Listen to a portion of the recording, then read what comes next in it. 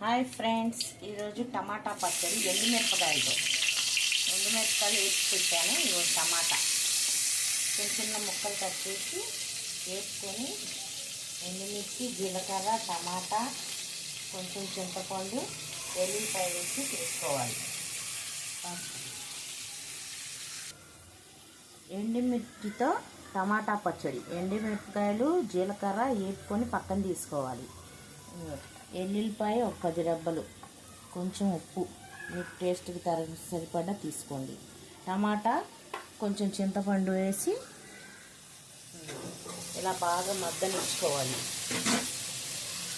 టమాటాలు మగ్గనిచ్చుకొని 4 టమాటాలు, కొంచెం చింతపండు వేసి బాగా మగ్గాక మిక్సీ పట్టుకోవడమే. బాగుంటుంది టేస్ట్, సూపర్గా ఎండుమిర్చితో. నచ్చితే లైక్ చేసి షేర్ చేయండి ఫ్రెండ్స్. పట్టుకొని